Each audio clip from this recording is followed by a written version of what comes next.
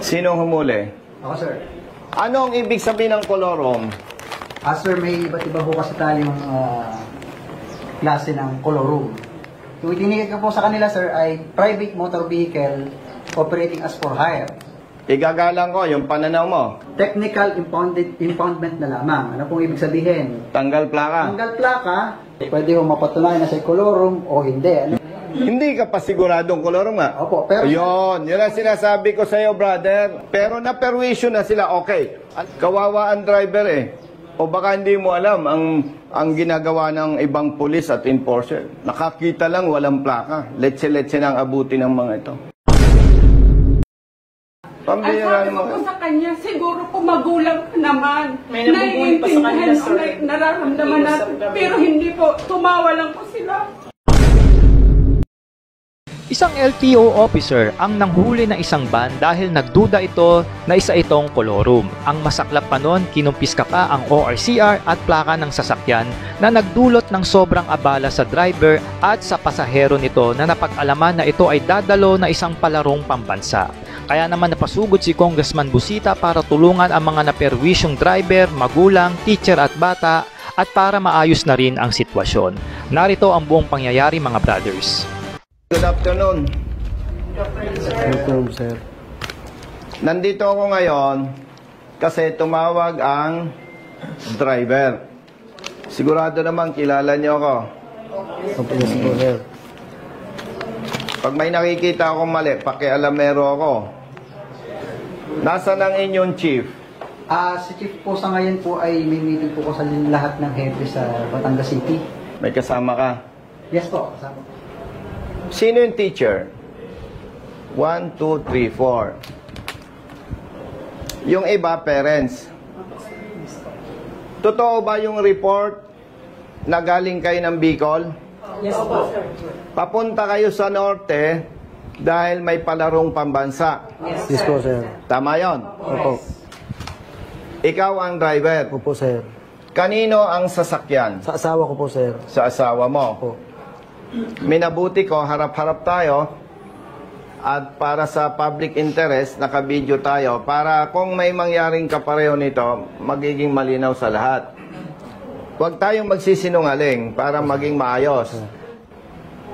Actually, sir, siyang nag-initiate voluntary dahil meron siyang dalawang relatives. Dito. Okay. Sino ang relatives niya dito? Diyan po. Saka ito pa. Sino pa? Tas ka man. Yung si midwife, relatives ko pa po yan. Kamag-anak kayo?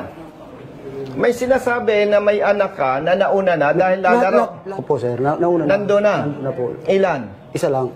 At ito, may kamag-anak ka. Nakisabay. Lahat kami parents ng players doon. Yon, parents kayo. Anong usapan nyo sa fuel? Sabi ko, sir, sa kanila, sila naman nagsabi na, pagdating sa diesel, hati-hati na lang daw sila. Yon. Tama ba sabi niya? Opo, sir. Opo. Siyempre, galing kayo ng Bicol, papunta kayo ng Norte, 100%, nag-diesel na kayo. 2,000 po, sir, sa Kalawag. Ang tanong ko, nangyari ba yung usapan na hati-hati kayo doon? Yes. Yes po, sir. Okay.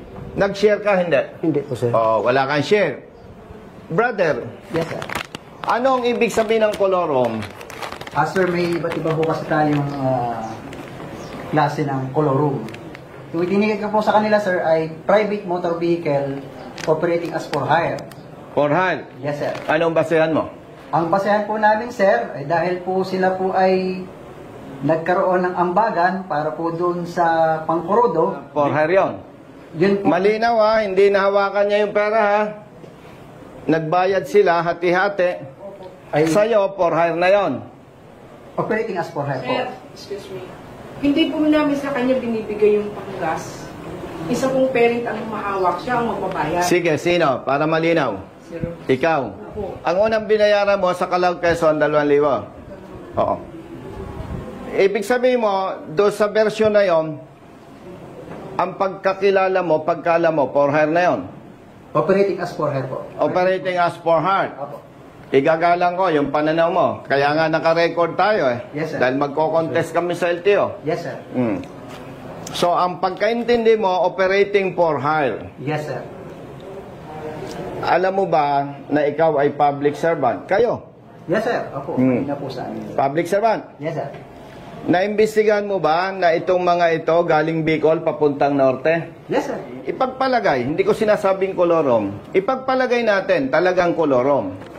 Nakita mo, may batang maliliit, imposible namang magsabi ito na teacher, hindi naman. Nakita mo, may batang maliliit. Sa ngalan ng public service, wala ka ng ibang pwedeng gawin? Bago po namin sila, nung pagkahuli na po, na nandito na sa compound, ang una naming decision is to impound the motor vehicle. So, ang instruction namin, kami po ay nagsabi sa kanila na para naman po kami makatulong kahit papaano at makapagpatuloy po sila sa pagbabiyahe, kami po ay nag-offer na ihahatid po namin gamit ang aming mobile sa terminal at para po sila ay makasakay ng bus. Habang nagtitigat po kami, actually nakaprepare na po yung impounding receipt eh. Siyempre, may mga kasama din po kami na nagtatawag sa hepe namin. Oh. Report po yung nangyayari. So ngayon, dahil nga po nakita namin na maraming pasahero, may mga bata, nag-decision po ang hepe namin, binigyan kami instruction, ganito sir, technical impoundment na lamang. Ano pong ibig sabihin? Tanggal plaka. Tanggal plaka, pwede na po silang umalis. At kawawa ang driver eh. O baka hindi mo alam ang ginagawa ng ibang pulis at enforcer. Nakakita lang, walang plaka. Letse-letse nang abuti ng mga ito. Imagine! Kami sa kanya kahapon, nasabi ko sa maawa kayo, dala namin sila ang ibang gamit ng mga bata, yung sapatos. Kasi po hindi kasi yung timbang po sa aeroplanong, nauna na po yung mga bata. Ang Pambihira sabi ko naman. po sa kanya, siguro po magulang ka naman. May nabubuhay pa sa kanila, Naiintindihan sir. o may nararamdaman natin. Pero hindi po, tumawa lang po sila. Wala naman problema kung kawawa naman yung mga bata, ticket na lang. Tapos sir, proceed ka na. Magko-contest ka kasi ikaw ay inaakusahan ko ng kolorom. Pambihira naman Tawagan mo yung epe mo. Kausapin ko. Sir, excuse na po. Itinatawag lang po kay RD po na Sige. yung regards po doon sa matter na gusto niyo po. Sige. Huwag lang po sir. Pwede tayong magpatupad ng batas na hindi masasakripisyo ang kapwa natin. Ibig mo ba sabihin, kung pinatuloy ninyo yan, tinikitan, wala na kayong habol? May habol kayo Bakit? Magre-renew ito ng lisensya. Magre-renew ito ng sasakyan. Pwede ninyong padala ng show cause order. Ang daming method ang daming ways. Pero tingnan mo naman mga bata yun nga lang, nasa bahay ka, walang tubig. Iritado ka na Ito. Kulang sa tulog sila. Sabi nila, sir, Tapos itong mga to, majority, mga babae. Pambira naman Brother, naintindihan ka dahil hindi ka hepe. Pero gamitin nyo naman puso nyo. Naniniwala kang siya ay sa ngalan ng pagpapatupad ng batas. Siya ay suspect pa lang na nangungulorom. Hindi. Pwede ko mapatunayan na sa kolorum o hindi. Ano? Yon, ibig sabihin, from that words, hindi ka pa siguradong kolorom nga. Opo, pero... Yun ang sinasabi ko sa iyo, brother. Opo. Malinaw yan. Opo. Hindi ka pa sigurado na kolorom nga. Opo. Pero na-perwisyo na sila. Okay, i-shortcut natin. Nag-contest. Na-prove. Hindi kolorom. Di, na-perwisyo na sila. Yan ang sinasabi ko Hindi nyo naintindihan yung tamang public service kasi pwede pa rin nating habulin yan. May kapangyarihan pa rin tayo sa pamamaraan na hindi mapiperwisyo. Itawag nyo sa RD. Anong sabi? Co-coordinate po ulit kay RD. Kung, Yung regards po dun sa matter. sige. Alam mo ang number ni RD, kakausapin ko. Wala po ako number ni RD. Akin na, kasapin ko si Hepe. Dial mo. Opo. Hello, Chief. Hello po, Kong. Good afternoon po. Nandito ako kasi yung mga papunta sa palarong pambasa, nandito ang teacher, saka parents, in-impound nyo. Pwede naman tayong magpatupad ng batas, Hepe, with all due respect, na hindi mapiperwisyo itong mga bata, itong teachers, at saka itong parents. Opo. Balikong ano po yan, isinangguni ko na rin po kay RD po namin. Ang advice po sa amin ni RD, is para po makatuloy pa rin sila, ma'am, sa kanilang pupuntahan, is imbis na physical impounding po ang gawin namin, ay yung plaka na lang po. Naintindihan kita, pero mali pa rin eh. Opo, opo. Ang layo-layo ng biyahe. Sige, tawagan mo si RD. Opo. Sabihin mo, nire-request ko, ibigay yung plaka para makabiyahe ito ng maayos at hindi abalahin ang mga pulis at enforcer sa biyahe. Kasi may ticket naman eh. Tapos tawag po ako ulit. Sige. Pakibilisan mo, kawawa itong mga to. Thank you po, thank you po. Dapat pala, ang katulad niya, BO-BO. Makikisakay na lang kayo. Kanya lahat ng diesel. Yun nga po, sir, ang sabi ko sa kanya, na hindi naman kayo maniniwala na sasagutin ko lahat. Kasi sa akin ang ako yung van, ako pa nagdadrive, simple sabi ko, Kita nyo? sila naman ang mag-ano. Kita nyo ang problema, no? Kailangan pala BO-BO ang may-ari ng sasakyan na bawal kayong mag-share ng panggasolina o diesel. Pasensya na kayo ha, talagang malaki ang problema natin sa ating sistema. Alam ng Diyos, hindi ko binalak pumasok sa politika. Pero nakita ko ang pang-abuso, pang-api, at maling pagpapatupad ng batas. Kaya ako'y pumasok sa politika. Naging congressman ako, bakit naghahangad pa ako magsenador? Nakita ko, kulang pala yung kapangyarihan ng congressman para ipaglaban ang ating mga kababayan na inaapi at inaabuso. Tutulungan natin siyang mag-contest. Okay? Kasi pagka yan ay hindi natin tinulungan, nagmagandang loob na sa inyo, ma-impound pa yung sasakyan, ang multa 200,000. Kasi ang intention, pag kolorom, kunwari ako nagkokolorom, ang unang intention ko, kumita ng pera. Yon. Pangalawa, habitual, paulit-ulit. Kasi siyempre, kung kolorom ako, kumikita ako sa inyo, dapat ulit-ulit. Sana man nakakitang kumikita ako, tapos minsan lang. Pero ako nagtitiwala naman sa kay Asek Bigor Mendoza na hindi sapat na basehan yon para sabihin kolorom. Yung mga damit ninyo, yung gamit nyo, nagkasya sa likod. Pinasuot ko po sa ilalim ng sir, kasi sabi ko nga, puro lang bag, walang malita. Kaso may malita, pero may bigas Ilang pa kami, kilong sir. bigas dala nyo? 40 kilos na po. 40 kilos. Para makatipid kami. 40? Makatipid lang ako sa budget. Kasi po wala talagang budget. Tipid-tipid lang po kayo nagbawa. Sulisit na lang 40 sir. yung kilograms iba. sa bigas. Magkano isang kilong bigas? 20 daw po. 20? Ha? Hopefully. 57. 60 times 40. Brother Matt, kunin mo yung bigas. Babayaran natin. Bumili na lang kayo doon para mabawasan yung bigat. Thank you, sir. Ha? Magkano, Gonzo?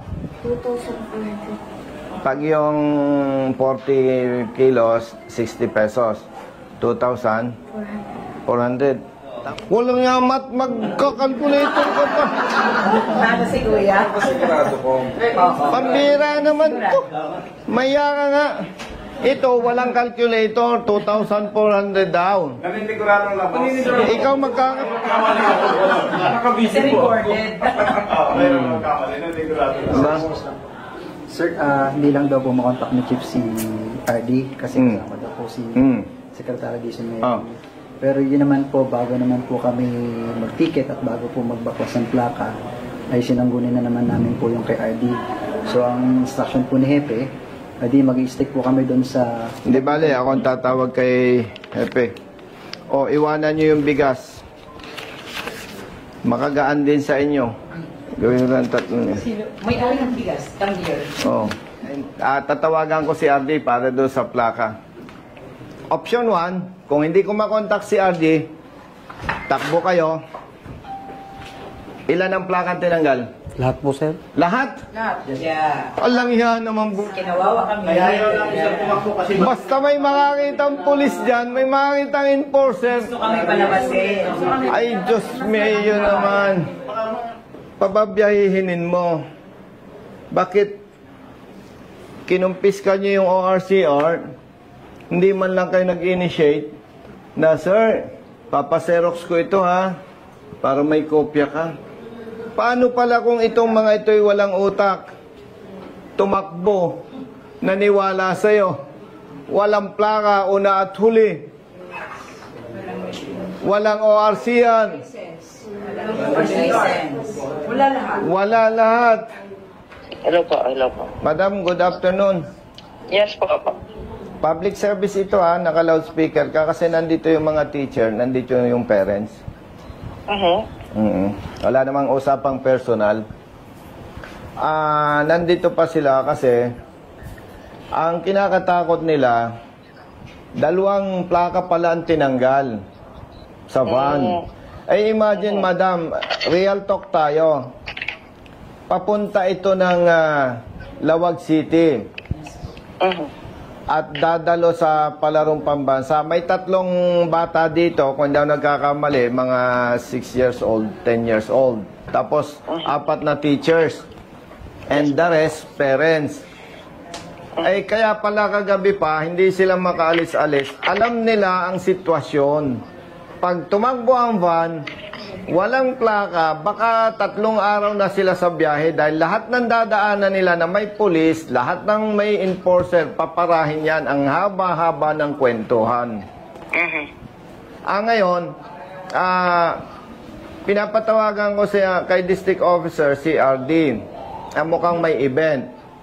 Tinatawagan ko si Executive Director, parang may conference, hindi nasagot. Ito naman, madam, sa ngalan ng public service, may ticket, alleged colorum, may holding pa rin ang LTO kasi magre-renew ng sasakyan, magre-renew ng lisensya. Ang request ko sana dito sa LTO dito, huwag kakalimutan yung public service na hindi naman mga kriminal tong mga to. Kagabi pa, kahapon pa na dito. Ang request ko, sa ngalan ng public service, with all due respect, iparelease ninyo ang plaka dahil talagang baka abutin to ng 3 araw o 5 araw. Ang layo ng Lawag. May dito kaya silang copy ng ORNCR? Siyempre, may ORC yan. Nandiyan po sila, sir. Kinuha po nila. Kinuha ng enforcer. May kopya pa ang driver. Wala po, sir. Walang kopya na ang driver. Wala po, sir. Naku, lintian yan. Wala nang kopya ang ORCR itong driver. Kinumpis ka ng enforcer nyo. So ganito na lang po, sir. Yung copy ng ORNCR, papa-photocopy na lang po dyan sa LTO San Pablo. And then, ipa-ano na lang po namin ang plate. Then kung ano po, pwede naman po silang mag-file ng protest. Exactly. Pero ang ano nga dyan, madam, pakituruan nyo yung mga tao nyo. Balansehin yung pagpapatupad ng batas at public service. Tama yung sabi mo. Imagine pala, tatakbo, walang plaka, walang ORC yan. Wala po, sir. Kasi kinuha po niya. Talinti ka na. Sige sir, di pa ano ko na lang po. Pakibigyan mo na instruction nitong assistant chief. Ito. Sige po, shopping ko na po si Chief Melvin. Ang Chief Melvin. Okay. Hello, Chief. Yes po. May copy tayo ng ORCR ng sasakyan. Yes po. Confiscated. I-photocopy na lang para may copy ang driver. Opo. Tapos encoded na naman yan na Opo. i-document nyo na lang na nirelease na natin ang plaka for the sake ng papunta sila sa palarong pamansaya tayo. I-document nyo na lang na nai-release natin sa kanila yung pwede mo naman papirmahin doon sa copy ng DOP. Ang magiging basis natin is yung may iiwan na copy sa atin ng ORNCR. Okay, Chief. Kami po. Okay, sige. Then pwede naman sila mag-file ng protest. Sige po. Okay, sige. Thank you. Madam, thank you. Okay po. Okay, thank you, bye-bye. Ingat, sige. Ma'am, bantayan nyo, ha? Opo. Pag Thank you. Pag inaantok, ha? Opo. Pag antok, ha? Campaign yung Bicol in 2028. Alam Ang mo. brother ko po ang newly elected mayor in Uban. Ha? Sorsogon, yes. Ganon? Opo, Fulleros. Congrats. So I'll campaign Papasyal ako sa inyo. Hindi namin makakalimutan kung ang ginawa mo po Grabe sa amin. itong ano. Grabe. Eh, napaiyak talaga ako.